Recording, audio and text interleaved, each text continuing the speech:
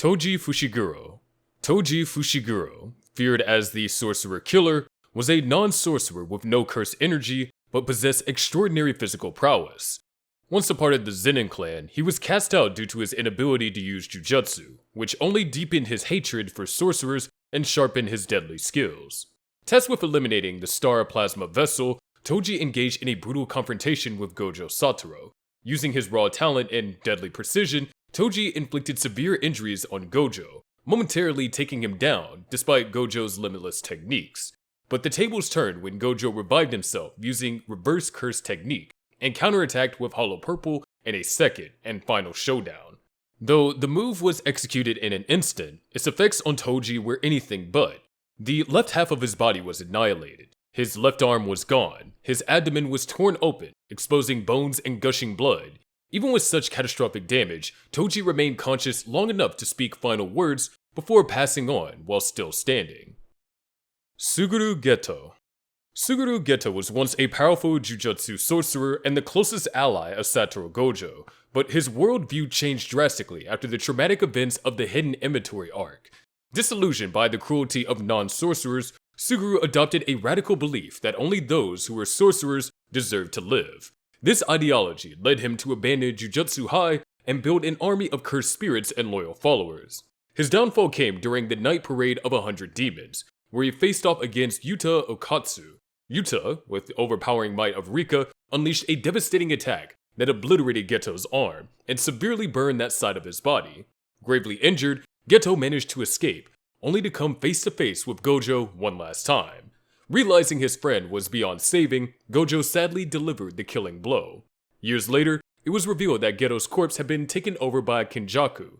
His death was not only agonizing from the brutal injuries he suffered, but also emotionally harrowing, as it came at the hands of someone who had once meant everything to him. Junpei Yoshino. Junpei Yoshino was a quiet, ordinary student whose life spiraled into darkness after meeting the cursed spirit Mahito. Constantly bullied and isolated, Junpei was drawn to Mahito's false kindness, unaware he was being manipulated. The sudden and tragic death of his mother, Nagi, shattered what little stability he had left, and Mahito took full advantage, feeding Junpei's hatred and encouraging him to act on his pain. Fueled by anger, Junpei lashed out at his bullies, using his newly discovered curse technique.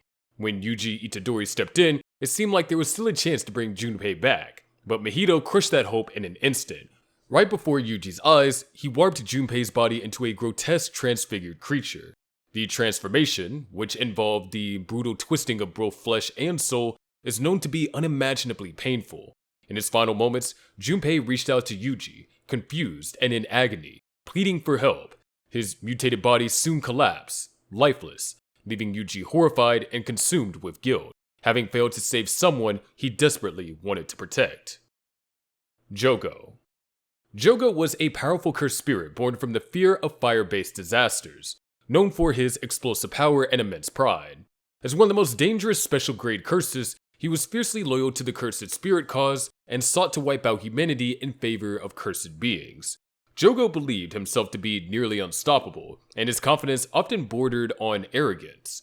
Despite his overwhelming fire-based technique, including maximum, meteor, and domain expansion, he was frequently humiliated by stronger opponents. Jogo's final stand came during the Shibuya incident, when he fought against Sukuna in a desperate attempt to prove the worth of the cursed spirits.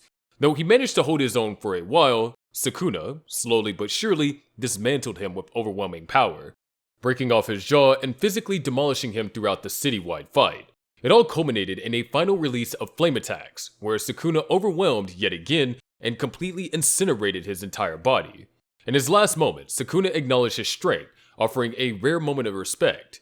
Jogo's death is one that's difficult to sympathize with, because of him being a curse and causing so many innocent casualties, but the emotional weight of his failure and longing to be seen as truly powerful made it a tragic end for a proud and determined spirit. Riko Amanai. Riko Amanai was a teenage girl selected to become the Star Plasma Vessel, a vital role that required her to merge with Master Tengen in order to maintain the balance of Jujutsu World's protective barriers. Though she carried an immense burden, Riko longed for a normal, carefree life and gradually formed a heartfelt connection with her guardians, Gojo and Geto. Their mission to escort her safely was constantly under threat, as various factions sought to prevent the merger. At the climax of their journey, the assassin Toji Fushiguro breached their defenses with ruthless efficiency. Despite Gojo's immense strength, Toji's lethal precision gave him the edge, and in a devastating moment, Toji fatally shot Riko, killing her instantly. Her sudden death not only shocked her protectors, but also became a defining moment in both Gojo and Geto's paths, shaping the course of the series in ways that no one could have anticipated. Yu Haibara. Yu Haibara was a cheerful and gifted sorcerer in training at Jujutsu High, known for his positive outlook and strong bond with his classmate, Kento Nanami. The two were set on what was assumed to be a standard mission to eliminate a Grade 2 curse, but things took a tragic turn when they discovered the target was actually a far more powerful entity, likely a Grade 1 curse tied to a local deity. During the confrontation, Haibara sustained fatal injuries. Though the final wound was concealed beneath a blanket, appearing to strike his abdomen, the visible gashes across his face indicated that his death was brutal and violent. Nanami, who was by his side during the aftermath, was left devastated, having been unable to protect his friend. Haibara's death left a lasting scar on Nanami, leading him to temporarily step away from the world of sorcery and contributing to the cold, stoic personality he carried in the years that followed. Kokichi Muta. Kokichi Muta, known by his codename Mechamaru, was born with a heavenly restriction that granted him massive cursed energy but left his real body weak, immobile, and in constant pain. Desperate to escape his physical suffering and live a normal life, Kokichi struck a secret deal with Mahito, betraying Jujutsu High in exchange for a functioning body, made possible through idle transfiguration. Once granted his wish, Kokichi intended to turn against Mahito and atone for his betrayal, but things did not go as planned. Despite putting up a fierce fight using his newly restored body, he was ultimately outmatched. While the exact moments of his death is not shown, Mahito's typical method of dispatching enemies, using idle transfiguration to violently warp their bodies, suggests that Kokichi was likely killed in a gruesome instant. His body detonated on contact. All that remained was this enormous puppet, broken and stained with blood, marking the tragic end of someone who only ever wanted to live freely. Naobito Zenin. Naobito Zenin, the patriarch of the Zenin clan, was a highly skilled sorcerer, revered for his masterful use of projection sorcery. During the chaos of the Shibuya incident, Naobito joined forces with Maki and Nanami to take on the powerful cursed spirit Dagon. Despite his age, Naobito held his own in the intense fight, and played a vital part in Dagon's defeat. But just as the group caught their breaths, Jogo entered the battlefield. Already badly wounded and missing an arm from the earlier clash, Naobito was unable to dodge Jogo's devastating fire-based attack. The blast engulfed him, leaving his upper body horrifically burned, his skin charred and melted away almost entirely. Miraculously, he clung to life for a short while, but the extensive damage eventually claimed him. His death was especially gruesome, as he survived for days with life-threatening burns across his entire upper half, enduring unthinkable pain before finally passing. And really quick, if you enjoy these no-nonsense, straight-to-the-point videos covering all sorts of anime topics, then make sure to like this video and subscribe. But anyway, Mimiko and Nanako Hasaba. Mimiko and Nanako Hasaba were twin curse users who had been rescued as children by Suguru Geto after he slaughtered the villagers who abused and locked them away. Deeply devoted to Geto, the sisters remained by his side, using their curse abilities to support him in his crusade against the Jujutsu world. But after Geto's death and his body possession by Kenjaku, the twins turned to Sukuna in a desperate plea for vengeance. The request was met with cold indifference. Sukuna, irritated by their persistence, responded with brutal force. He casually flicked his finger, instantly obliterating Mimiko's head in a single blow. Nanako's fate was even more horrifying. She was forced to witness her sister's violent end before Sukuna unleashed his wrath, tearing her apart into countless chunks of flesh. Their deaths were not only physically savage, but emotionally crushing, ending the lives of two girls who had already endured so much. Haruta Shigimo. Haruta Shigimo was a twisted and cruel curse user who thrived on inflicting pain, often targeting weaker opponents during the Shibuya incident just for the fun of it. His survival against more powerful enemies was largely thanks to his curse technique, miracles, which allowed him to store and activate life-saving miracles through the tattoos beneath his eyes. After barely surviving an encounter with Nanami, Shigimo continued his rampage until he eventually came face to face with Megumi, and ultimately Sukuna. Once Sukuna had finished dealing with Mahoraga, he turned his attention to Shigimo and executed him without hesitation, slicing him cleanly in half. What makes this death so visually disturbing is that the cut split Shigimo's body from front to back, separating his face and chest from the rear half of his body. The result was a deeply grotesque and likely excruciating end, made all the more brutal by the sheer speed and violence of Sukuna's attack. Kento Nanami. Kento Nanami was a dedicated and intelligent sorcerer, known for his steady presence and no-nonsense attitude. A former salaryman turned jujutsu sorcerer, Nanami became a trusted ally and mentor to Yuji Itadori. During the catastrophic Shibuya incident, Nanami was first severely wounded in Dagon's domain expansion, where a swarm of piranha-like Shikigami devoured large parts of his flesh. Even after surviving that horrifying ordeal, he was caught in a point-blank blast of Jogo's flames, suffering catastrophic burns across his body, his face nearly stripped to the bone. Despite being barely alive, Nanami pressed on, determined to protect others to the very end. But his journey came to a tragic close when he encountered Mahito. In a final act of cruelty, Mahito used idle transfiguration to violently destroy Nanami's upper half. The technique blasted his body apart, leaving only his lower torso behind, with his exposed spine jutting upward from the remains. Nanami's death was not only one of the most emotionally devastating in the series, but also one of the most visually gruesome, marking the end of a man who never stopped fighting for what was right, even in the face of unbearable suffering. Zenin Clan Massacre. The Zenin Clan Massacre marked one of the bloodiest and most personal acts of revenge in Jujutsu Kaisen, with Maki Zenin slaughtering nearly the entire clan. While many deaths were not shown in detail, several key members of the clan were depicted as direct casualties of her wrath, each killed in graphic and brutal fashion. Ogi Zenin. Ogi Zenin, a bitter and egotistical member of the clan, was the first victim of Maki's revenge. A man filled with resentment over never becoming clan leader, he despised his daughters, Maki and Mai, believing them to be shameful failures. When given the chance, Ogi attacked them mercilessly. However, after Mai's self-sacrifice, Maki turned the tide. Wielding the weapon forged by her sister's life, she swiftly bisected Ogi's head with one strike. His death came before he could even comprehend what had happened. This moment marked the beginning of her merciless rampage through the clan. Chojuro Zenin. Chojuro Zenin was a lesser-known but dangerous member of the Zenin clan's elite Hei unit. His cursed technique, Earth Arms, allowed him to summon enormous stone hands to crush enemies. When Maki charged through the clan estate, Chojuro tried to trap her between these constructs, but her enhanced strength made his efforts meaningless. She destroyed his technique and decapitated him effortlessly, proving how far beyond her former limits she had grown. Junichi Zenin. Junichi Zenin, another powerful fighter from the Hei unit, possessed a cursed technique that launched massive high-speed punches like missiles from the sky. Alongside Ranta, he attempted a coordinated strike on Maki, hoping to overwhelm her. Despite his tactical planning, his technique failed to even slow her down. In a cold and efficient counter, Maki cut off his head and tossed it into a nearby lake, a symbolic rejection of the clan's cruelty and rejection of her. Ranta Zenin. Ranta Zenin was yet another Hei member who relied on a technique connected to his eyesight, leaving his vision as a major vulnerability. At first, he managed to subdue Maki for a moment, giving Junichi a crucial opening to attack. But eventually, Maki broke free of his control by taking advantage of an apparent weakness the technique had.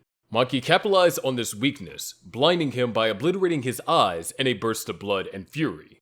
Although his exact death wasn't shown, it's heavily implied that, like the others, he was beheaded, discarded as just another obstacle in her path of vengeance. Naoya Zenin. A smug and self-important heir to the clan, wielded the same projection sorcery as Naobito. After witnessing Maki wipe out the clan, Naoya challenged her in an attempt to assert dominance. Despite his speed and skill, Maki struck him with enough force to visibly dent part of his skull. Beaten and immobilized, Naoya was left in agony. The final blow, however, didn't come from Maki. It was his own mother who stabbed him with an ordinary kitchen knife, ending his life in a moment filled with poetic justice.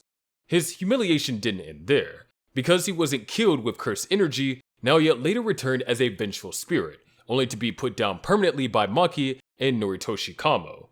Though his death lacked the immediate brutality of others, it was drawn out, shameful, and undeniably bitter. This was made even worse by the fact that he suffered a humiliating death caused by Maki not once, but twice. Masamichi Yaga. Masamichi Yaga was the respected principal of Tokyo Jujutsu High, known for his unique ability to create autonomous cursed corpses and for being a compassionate mentor to his students. Though he maintained a stern exterior, Yaga was one of the few adults in the Jujutsu world who offered warmth and genuine care to those under his guidance. Unfortunately, the instability caused by Gojo's absence made him a political target. The higher-ups deemed him a threat and ordered his execution under false pretenses. Yoshinobu Gakuganji, once a peer and fellow educator, was assigned to carry out the sentence. While the moment of Yaga's death wasn't shown directly, the aftermath revealed his body broken and bloodied, suggesting a violent end. Unlike many deaths in the series, Yaga's was less about physical suffering and more about emotional loss. His execution marked the silencing of a rare voice of reason and empathy in a system dominated by fear, cruelty, and control. Reggie Star. Reggie Star was a cunning and composed sorcerer from the past who was reincarnated during the Culling game. With a contract-based curse technique that allowed him to manifest the effects of receipts representing real-world objects, Reggie was both strategic and resourceful in battle. He viewed the Culling game not just as a fight for survival, but as a test of power and ideology, believing in freedom through chaos, and wanting to expose Kenjaku's manipulations. His confrontation with Megumi Fushiguro became one of the most intense one-on-one battles in the arc. Reggie underestimated Megumi's tactical mind, which proved to be his undoing. In the climax of their fight, Megumi used his domain expansion, Chimera Shadow Garden, to trap Reggie in a deadly scenario. After enduring a barrage of attacks and having multiple weight-based receipts activated on himself, Reggie was crushed by the immense pressure inside the domain, but managed to endure it until he had a massive portion of his shoulder bitten off by one of Megumi's divine dogs. His death was a significant moment in the Culling game, highlighting the high stakes and Megumi's evolution as a formidable sorcerer. Yuki Tsukumo. Yuki Tsukumo was a special grade sorcerer and one of the strongest women in Jujutsu Kaisen, known for her rebellious attitude and the devastating power of her Star Rage technique. She chose to stay behind and defend Master Tengen, positioning herself as the final line of defense against Kenjaku. In their fierce battle, Yuki managed to push Kenjaku harder than anyone else had before, landing powerful blows with Choso aiding her. However, Kenjaku's overwhelming curse technique and strategic brilliance eventually turned the tide. Yuki was brutally crushed by one of his mysterious abilities, leaving her with catastrophic injuries, her arm left shattered and barely attached to the bone. As if that wasn't enough, Kenjaku followed up with a concentrated Uzumaki blast that tore her body in two. Refusing to die without a fight, Yuki used the last of her strength to activate her technique, forming a miniature black hole in a desperate attempt to drag Kenjaku down with her. Her end was both visually horrifying and incredibly heroic, cementing her legacy as a sorcerer who fought with everything she had. Satoru Gojo. Satoru Gojo was the most powerful sorcerer in Jujutsu Kaisen, both idolized and feared for his overwhelming strength, intellect, and magnetic presence. As the face of the new generation of Jujutsu sorcerers, Gojo served as a pillar of hope, often seen as unbeatable. His sealing during the Shibuya incident was a turning point, allowing the curses to shift the balance of power in their favor. When Gojo was finally unsealed, it reignited hope across the Jujutsu world, until he faced Sukuna, the king of curses, in a long-awaited showdown. Their battle was an extraordinary clash of power and curse techniques, with Gojo demonstrating the full extent of his abilities. However, despite fighting at his peak, Gojo was ultimately defeated when Sukuna unleashed his newly revealed world-cutting slash. Though the attack itself wasn't shown, its aftermath was gruesomely clear. Gojo's body was severed, with his upper torso and left arm cleanly sliced away, while his lower half remained standing. He wasn't killed instantly. Instead, his final moments were spent smiling as Sukuna acknowledged his strength, implying he accepted his fate, even as he slowly died in a pool of his own blood with his body torn in two. Choso. Choso began his journey in Jujutsu Kaisen as an enemy, siding with the curses and initially opposing Yuji Itadori. However, everything changed when he discovered that he and Yuji shared a deep blood connection as brothers through the death-painting wombs. This revelation transformed Choso's purpose. He shifted his loyalty, dedicating himself to protecting Yuji at all costs. By the time of the Shibuya incident, Choso had become more than just an ally.